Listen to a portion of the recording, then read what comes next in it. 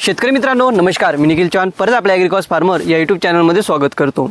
मित्रांनो, कापूस या पिकामध्ये कोणत्या तणनाशकाचा वापर करावा हा एक महत्त्वाचा प्रश्न आहे, कारण कापूस या पिकामध्ये खूप कमी तणनाशक आहेत ज्यांचा आपण वापर करू शकतो। मग ही तणनाशकं कोणती आहेत, यांचा वापर आपण कशा पद्धतीने करायचा, यांचे रिझल्ट कशा पद्धतीचे आहेत हे आपण या व्हिडिओच्या माध्यमातून पाहणार आहोत, त्यामुळे व्हिडिओ शेवटपर्यंत नक्की पहा। तर मित्रांनो, सगळ्यात आधी आपण प्री इमर्जन्स म्हणजेच उगवणपूर्व तणनाशकांबद्दलची माहिती पाहूया। तर कापूस पिकातील पहिलं उगवणपूर्व तणनाशक आहेत पेंडामिथिलिन 38.7% CS फॉर्म्युलेशन, जे की बाजारात आपल्याला टाटा पनिडा ग्रँडी किंवा स्टॉम्प एक्स्ट्रा या नावाने उपलब्ध होतो, ज्याचा प्रति एकरी 700 मिलीचा डोस आपल्याला पाहायला मिळतो। या तणनाशकाचा वापर आपण टोकन करण्याआधी कोरड्या जमिनीमध्ये किंवा टोकन झाल्यानंतर 2 दिवसाच्या आत त्या ठिकाणी करू शकतो। कोरड्या जमिनीत जर आपण याचा वापर करत असेल तर टोकन झाल्यानंतर 10 दिवसाच्या आत यावर पाऊस पडणं आवश्यक आहे। जर त्या ठिकाणी पाऊस आला नाही तर आपल्या त्या ठिकाणी स्प्रिंकलरनं ओलीत करायचं आहे। जर 10 दिवसापर्यंत आपल्याला ओलीत करणं शक्य होत नसेल तर याचे रिझल्ट तर आपल्याला मिळतात, पण ते कमी प्रमाणात मिळतात।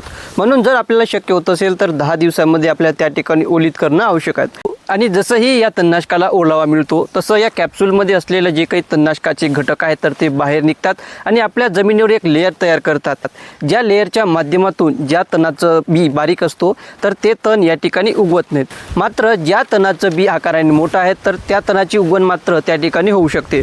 सोबतच ज्या तणाचा प्रसार हा त्या ठिकाणी रायझोम किंवा कंदाच्या माध्यमातून होतो तर ते तण सुद्धा आपल्याला या ठिकाणी वाढलेलं पाहायला मिळू शकते। म्हणून हे जे काही तणनाशक आहे तर ते काही निवडक तणांनाच त्या ठिकाणी नियंत्रित करू शकतो। म्हणून हे तणनाशक वापरल्यानंतर सुद्धा आपल्या शेतामध्ये काही तणाची उगवण आपल्याला झालेली पाहायला मिळू शकते। त्यानंतर दुसरं उगवणपूर्व तणनाशक म्हणजे मॅक्सकॉट, ज्याचा आपल्याला एकरी 750 मिली याप्रमाणे वापर करायचा आहे। या तणनाशकामध्ये आपल्याला पायरीथायोबॅक सोडियम आणि पेंडामिथिलिन हे 2 घटक एकत्र करून दिलेले आहेत, त्यामुळे या तणनाशकाचा रिझल्ट आपल्याला पेंडामिथिलिनपेक्षा थोडासा चांगला आलेला पाहायला मिळतो। त्यानंतर पोस्ट इमर्जन्स तणनाशक म्हणजेच उगवण पश्चात तणनाशक। तर कापूस या पिकामध्ये आपण गवतवर्गीय तणासाठी एजिल, टर्गा सुपर किंवा व्हिप सुपर या तणनाशकाचा डायरेक्ट आपल्या कापूस पिकामध्ये वापर करू शकतो। यामुळे आपल्या कापूस पिकाला कोणतंही नुकसान त्या ठिकाणी होत नाहीत। पण जे काही रुंद पानाचे तण आहेत तर याच्या नियंत्रण करण्यासाठी फक्त एकच मॉलिक्यूल बाजारात उपलब्ध आहेत, ते मॉलिक्यूल म्हणजे पायरीथायोबॅक सोडियम, जो बाजारात आपल्याला हिटवीड या नावाने मिळतो, किंवा यासोबत जे काही कॉम्बिनेशन म्हणजे पायरीथायोबॅक सोडियम प्लस क्युझोलोपॉप इथाइल हे दोन्ही घटक एकत्र केलेलं आपल्याला हिटवीड मॅक्स, केविट अल्ट्रा किंवा डोझो मॅक्स या नावाने सुद्धा उपलब्ध होतो।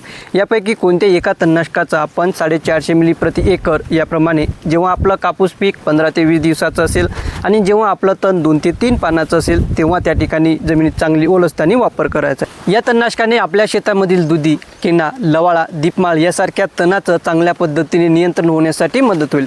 पण जर आपलं तण त्या ठिकाणी मोठं झालं असेल तर तिथं मात्र आपल्याला या तणनाशकाचा रिझल्ट हा कमी पाहायला मिळू शकतो।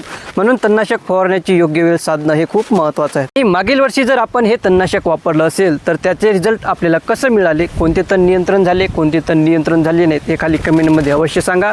व्हिडिओ आवडला असेल तर व्हिडिओला लाईक करा, नवीन असाल तर चॅनलला सबस्क्राईब करा, जेणेकरून असे व्हिडिओज आपल्याला पाहायला मिळतील। धन्यवाद।